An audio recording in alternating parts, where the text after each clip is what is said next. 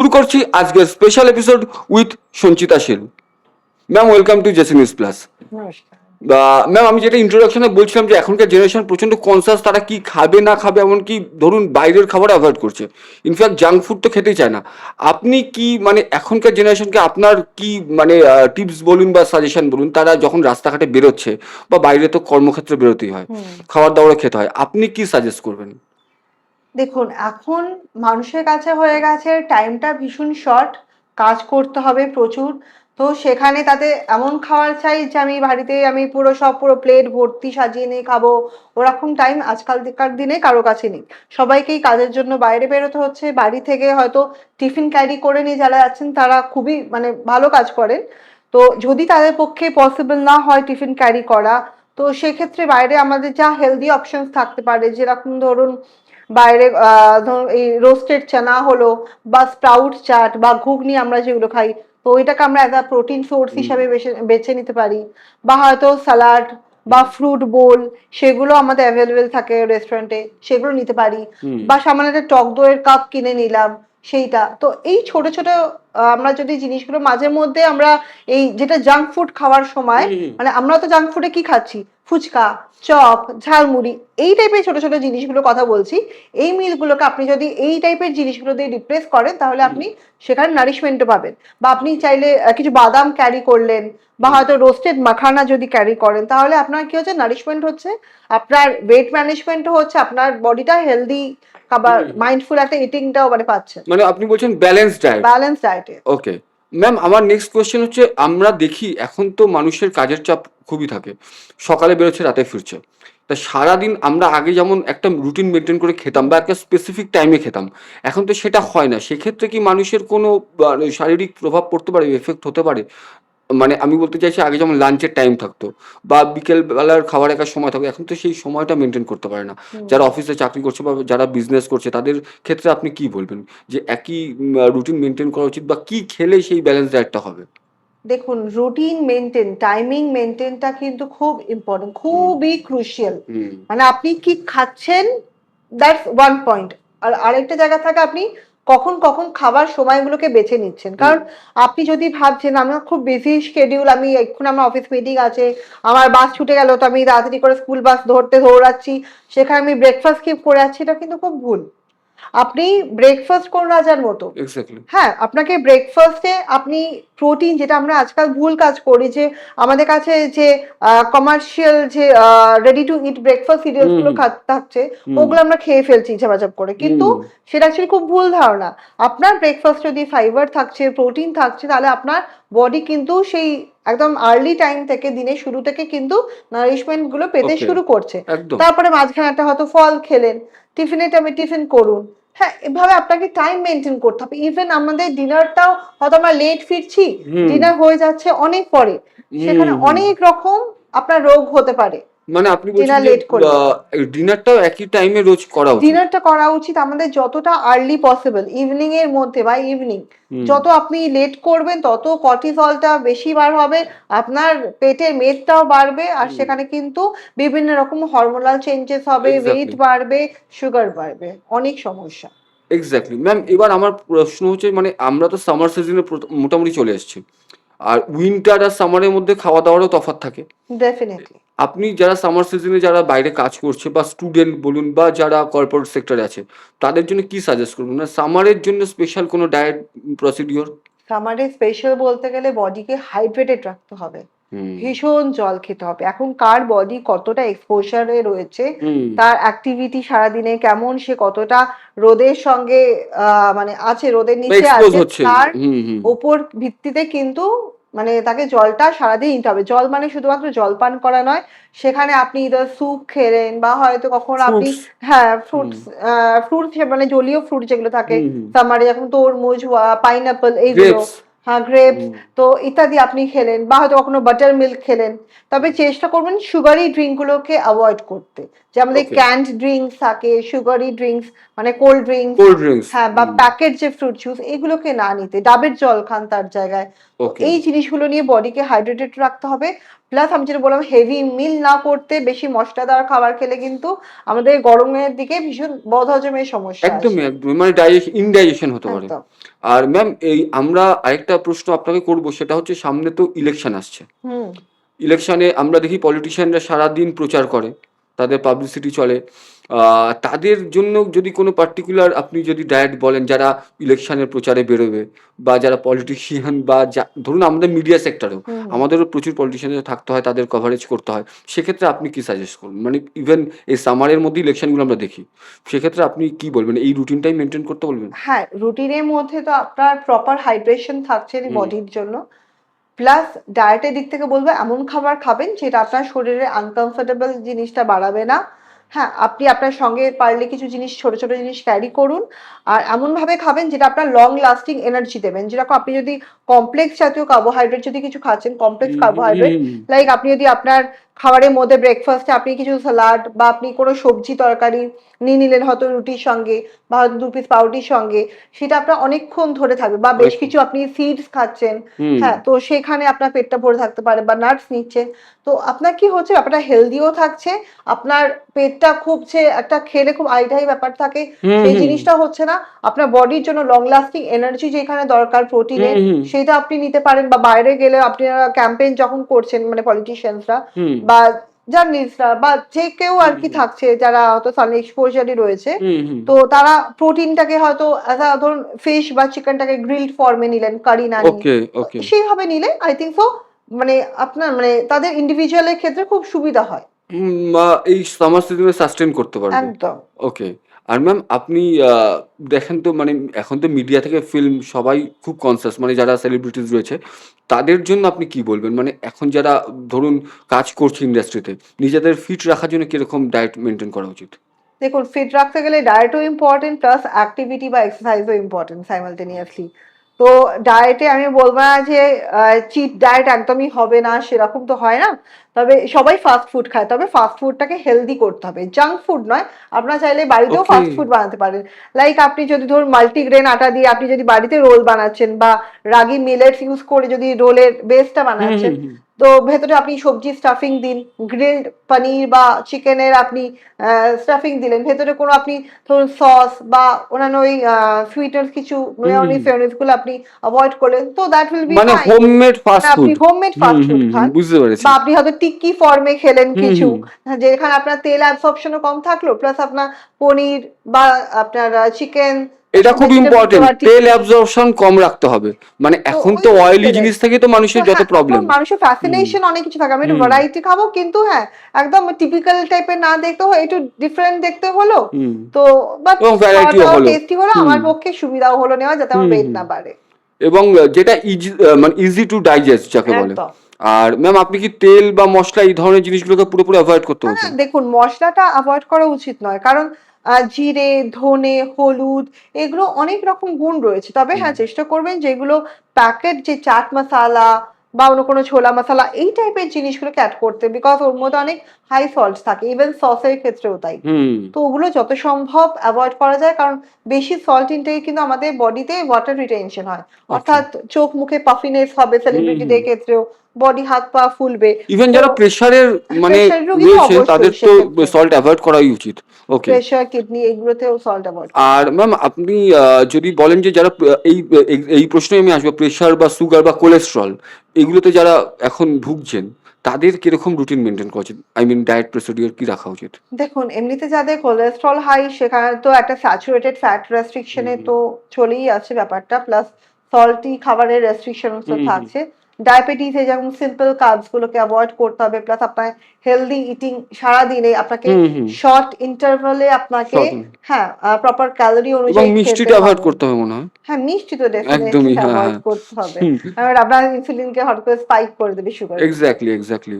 আর প্রেশারের ক্ষেত্রে বলছেন প্রেশারের সল্টটাকে ক্ষেত্রেও আপনাকে এভয়েড করতে। সল্টটাকে এভয়েড করে চলতে ওকে। হবে। অ্যান্ড ম্যাম এই রেড মিট নিয়ে এত কথা হয়, মানে আমি জানি প্রচুর দর্শক আমাদের যারা দেখছেন রেড মিটটা সবাই অ্যাভয়েড করতে পারেন না, কিন্তু আপনি কি বলবেন এখনকার সময় কি রেড মিটটা অ্যাভয়েড, এটা নিয়ে অনেক ডিবেটও হয় যে রেড মিটটা একদমই অ্যাভয়েড করা উচিত বা দেখুন রেড মিটে অ্যাকচুয়ালি ওখানে স্যাচুরেটেড ফ্যাটের পরিমাণটা এতটাই বেশি যে আমরা হুম, চাইলে দোকানে গিয়ে বললাম যে দাদা আমাকে চর্বি ছাড়া মাংস দিয়ে দেবেন, শুধু একদম ফ্লেশ পোর্শন, ও হুম দোকানদার কোনোদিনও দেবে না। দেয় না, হ্যাঁ তবে হ্যাঁ, কখনো সখনো একটা মনের ইচ্ছাটাকে রাখার জন্য, কারণ টোটালি একদম সাপ্রেস করে দিয়ে তো ডায়েট চলে না। কখনো যদি ইচ্ছা করে একটা ৫-৬ মাসে বা একটা মানে কিছু খেতে রেড মিট, তখন হয়তো আপনি ফ্লেশ পোর্শনটা খেলে হয়তো ২ পিস খেতে পারেন, ওকে। চর্বিটা এভয়েড করে। ম্যাম এই খাওয়ার প্রশ্নটা আমি আসবো, এখনকার জেনারেশন আমরা দেখছি অনেক ছেলেমেয়েরাই ভেগান হয়ে যাচ্ছে, মানে এই জিনিসটা আমি প্রায় শুনি যে আমরা ভেগান বা আমরা এরকম ডায়েট পছন্দ করি, সেই ক্ষেত্রে আপনি কি বলবেন যে ভেগান থাকাটা ভালো নাকি মাঝে মধ্যে একটু চেঞ্জ করা আহ দরকার? দেখুন ভেগান ডায়েটে উপকারিতাও রয়েছে বা অপকারিতাও রয়েছে। আমাদের শরীরে ভিটামিন বি 12 যেটা আসে না, ওটা হুম, কিন্তু অ্যানিমাল প্রোটিন থেকে আসে। হ্যাঁ, আচ্ছা, অ্যানিমাল সোর্স খুব থেকে। ইম্পর্টেন্ট কথা বলছেন উনি, তো ভিটামিন বি সেখানে টুয়েলভ হ্যাঁ, হুম ভিটামিন বি 12 ডেফিসিয়েন্সি যখন বডিতে চলে আসে তখন অনেক রকমের প্রবলেম দেখা যায়।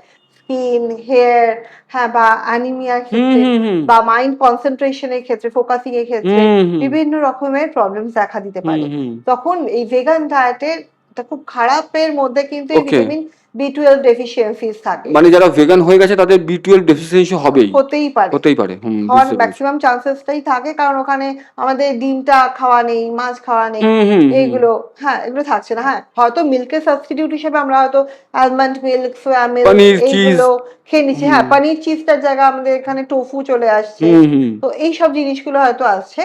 কিন্তু অ্যানিমাল প্রোটিনটা যেখানে আপনার ধরুন হাই বায়োলজিক্যাল ভ্যালু প্রোটিন থাকে, মানে গুড কোয়ালিটি অফ প্রোটিন, হুম হুম সেখান থেকে আবার তারা বঞ্চিত হয়ে যাচ্ছে। তারা তখন সেকেন্ড ক্লাস প্রোটিন নিচ্ছে। এই হুম ডাল বা এই নাটস এর থেকে, মিল্কের থেকে। তো হুম কিছু ডেফিসিয়েন্সি চলেই আসছে। ওকে, তার মানে আপনি বলছেন যারা ভেগান তাদের মাঝে মধ্যে একটু মানে চেঞ্জ করা তারা উচিত, যদি না চায় তাহলে বুঝতে তাদের পেরেছি। সাপ্লিমেন্ট নিতে হবে আর এই সেক্ষেত্রে। সাপ্লিমেন্টের প্রশ্ন আমি আসবে, ফুড সাপ্লিমেন্টটা আমরা প্রচুর দেখি অ্যাভেলেবেল এখন, বা যে কোনো স্টোরে গেলে আমরা ফুড সাপ্লিমেন্ট পাই, এই ফুড সাপ্লিমেন্ট কি শরীরের জন্য ভালো না এতে কোনো নেগেটিভ এফেক্ট আছে? দেখুন ফুড সাপ্লিমেন্ট অ্যাকচুয়ালি তখনই নেওয়া উচিত যখন আপনার বডি পারমিট করছে না নরমাল সাধারণ খাওয়াটাকে, আপনি নিজে মানে খাচ্ছেন যেটা। হুম তো যেমন ধরুন কোনো পেশেন্ট রাইস টিউবে আছে দীর্ঘদিন ধরে, হুম হুম তারা যারা মুখে খেতে পারছেন না, হ্যাঁ, তখন তাদেরকে আমরা সাপ্লিমেন্টটা দিচ্ছি, কারণ তাদের ক্যালোরি ব্যাকআপ, বুঝতে মাইক্রোনিউট্রিয়েন্টস, পেরেছি। ম্যাক্রোনিউট্রিয়েন্টস, প্রোটিন এগুলো রিকোয়ারমেন্ট থাকছে। হয়তো চাল ডাল পিষে ওই টিউবের মধ্যে দিয়ে যাওয়াটা, ওই ক্যালোরিটা আপনার সাফিসিয়েন্ট হবে না, তখন আমরা সাপ্লিমেন্টে ব্যাকআপ দিচ্ছি। মানে যাতে কোনো কিন্তু ডেফিসিয়েন্সি না হয়, হ্যাঁ, হ্যাঁ কিন্তু যখন একটা সাধারণ মানুষ খাচ্ছে, ওই হ্যাঁ আমাদের খাবার থেকে ন্যাচারাল সোর্স থেকে যে মানে আপনার যা নিউট্রিয়েন্টস আছে ওটা কিন্তু বডিতে খুব ভালো মতো অ্যাবসর্ব হয় রাদার দ্যান সাপ্লিমেন্ট। হুম হুম আর এই সাপ্লিমেন্ট কিন্তু কোনো ডায়েটিশিয়ান বা ডক্টরদের আপনার মানে কি বলবো সেটা, কেউ যদি না রেফার করছে সেই জিনিসটাকে, সেটা ছাড়া কিন্তু নেওয়াটা খুব মুশকিলের, কারণ হুম এক একজনের বডির চাহিদা এক এক রকমের থাকে। হুম এবারে দেখুন, যদি এখানে এক্সট্রা আমার প্রোটিন বডি পাচ্ছে, এক্সট্রা ক্যালোরিজ পাচ্ছে, তখন কিন্তু সেখানে আমার কিডনির মানে প্রবলেম আসতে পারে হ্যাঁ এক্সট্রা প্রোটিন সমস্যা হতে পারে, আসার হুম জন্য, বা হয়তো ক্যালোরি বাড়ার জন্য আমার ওয়েট বাড়তে পারে, সুগার বাড়তে ওকে। পারে। তো সেখানে আপনার ডক্টর বা ডায়েটিশিয়ানের সুপারভিশনের থেকেই তখন সেই সাপ্লিমেন্টটা নিতে হবে, যদি মনে হচ্ছে হ্যাঁ আমার বয়স হয়েছে বা আমার কোনো প্রবলেম হয়েছে এখন রিসেন্টলি, আমি খেতে পারছি না ততটা, আমার একটা সাপ্লিমেন্টের ব্যাকআপের দরকার, তখন সেক্ষেত্রে যদি ডক্টর প্রেসক্রাইব করে অবজারভেশনে তখনই আপনি বলছেন সেটা আপনাকে নেওয়া নিতে যেতে পারে, হবে। ওকে। আর ম্যাম এই সাপ্লিমেন্টের কথা আমি আসছি, আমার একটা প্রশ্ন আপনাকে না জিজ্ঞেস করলেই নয়, কারণ আমি দেখি আমাদের জেনারেশনের ছেলেমেয়েরা সবাই ফিটনেস ফ্রিক, সবাই ডেলি জিমে যাচ্ছে বা কোথাও গিয়ে যোগা করছে বা কিছু, সেক্ষেত্রে তাদের কিছু সাপ্লিমেন্ট ওখান থেকে ইনস্ট্রাক্ট করে ওরা নেওয়ার জন্য, এটা কিন্তু আমরা খুবই কমন জিনিস দেখছি, এবং তারা কিছু না জিজ্ঞেস করেই কোনো ডক্টরের সঙ্গে কনসাল্ট না করেই যেগুলো জিম বা ফিটনেস কোচ যেগুলো দিচ্ছে সেগুলো ওরা ইনটেক করছে, এর কি কোনো নেগেটিভ এফেক্ট বা কোনো সাইড এফেক্টস আছে? দেখুন সাইড এফেক্ট তো থাকে, আমি যেটা বললাম যে প্রতিটা সাপ্লিমেন্টেই কিন্তু কিছু না কিছু আপনার খারাপ জিনিসও হুম থাকে। হুম যেরকম ওখান থেকে এক্সট্রা প্রোটিন যেটা থাকছে ধরুন, হ্যাঁ, এবার ওই প্রোটিনগুলো আপনার বডি হয়তো মেবি, সেটা আপনাকে ডায়েটিশিয়ান যদি প্রেসক্রাইব করে। করছে, হুম, প্রেসক্রাইব করছে যে আপনার বডির জন্য এতটা ঠিক আছে, এতটা আপনার সারাদিনে বার্ন হচ্ছে এক্সারসাইজে, আপনার এতটা ব্যাকআপের দরকার হুম, হুম, প্রোটিনে, তখন ঠিক আছে। কিন্তু ওই সাপ্লিমেন্টের মধ্যেও কিন্তু আপনার যেটা এক্সট্রা ক্যালোরিজ থাকছে, এক্সট্রা সুইটনার্স, অ্যাডিটিভ হুম, যেগুলো হুম, থাকে, হুম, ওগুলো কিন্তু আমাদের পরবর্তীকালে, হুম। মানে ইনস্ট্যান্ট তখন হয়তো হয় না প্রবলেমস গুলো, বাট পরবর্তীকালে হ্যাঁ, হ্যাঁ। হরমোনাল চেঞ্জেস দেখা দিতে পারে, নিউরোলজিক্যাল প্রবলেমস দেখা দিতে পারে, বা হুম। হয়তো মানে বডিতে কখনো বিভিন্ন হয়তো, ধরনের হ্যাঁ, সমস্যা এই আসতে পারে। হরমোনের সঙ্গে রিলেটেড অনেক রকম প্রবলেমস থাকে, প্রবলেম আসতে পারে। এই থাইরয়েড, ডায়াবেটিস, হ্যাঁ, ওকে। তো অনেক রকমের প্রবলেম দেখা দিতে পারে। স্পেশালি নিউরোলজিক্যাল প্রবলেমও কিন্তু অনেক ক্ষেত্রে দেখা যায়। তার মানে কোনো ডক্টরের কনসালটেশন ছাড়া কোনো ফুড সাপ্লিমেন্ট ইনটেক করা নেওয়া উচিত নয়। উচিত নয়। ওকে। আর ম্যাম আরেকটা জিনিস আমি আপনাকে জানতে চাইবো যে এখনকার দিনে আমরা জলটা সবাই কম খাচ্ছে, তার বদলে কোল্ড ড্রিঙ্কস বা কোনো কিছু মানে এই পানীয় জাতীয় জিনিস খাচ্ছি। রাস্তাঘাটে তো বটেই।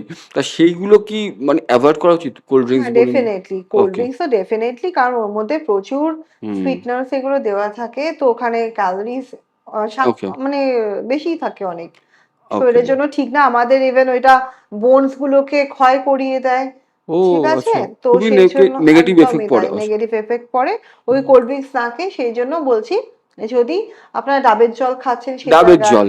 হ্যাঁ, বা হুম, বাইরে হয়তো যে ফল আলা থাকে, মানে সেখানে আপনি হয়তো মানে তখন বানিয়ে জাস্ট ফ্রেশলি হুম, আপনার হুম। কাট ফ্রুটস থেকে যদি জুস বানিয়ে দিচ্ছে, বা আপনি আখের রস খেলেন, তখন এইগুলোকে আপনি নিতে পারেন। যদি আপনার এই দিকে খেতে ইচ্ছে করছে কোল্ড ড্রিঙ্কস বুঝতে এর, পেরেছি। বা মানে আপনি হয়তো ছাঁচ খেলেন, বাটার হ্যাঁ, মিল্ক হ্যাঁ, হ্যাঁ, যেটা, হ্যাঁ, বুঝতে তো পেরেছি। এইগুলো খেতে পারেন। আর ম্যাম আমরা আমাদের ইন্টারভিউ একদম শেষ দিকে চলে এসেছি। আমি একটা প্রশ্ন আপনাকে করব, সেটা হচ্ছে এখনকার যারা নিউবর্ন বা যারা ইনফ্যান্ট, এই সামারে তাদের কিরকম ডায়েট রাখা উচিত? বা এখন তো আমরা দেখছি কলকাতার টেম্পারেচার দিনে দিনে বাড়ছে। গরমকালে 40 ডিগ্রি হয়ে যাচ্ছে। সেক্ষেত্রে তাদের জন্য বা বাচ্চাদের জন্য আপনি কি প্রেসক্রাইব করবেন? তাদের ডায়েট প্রসিডিওরটা কি হওয়া উচিত?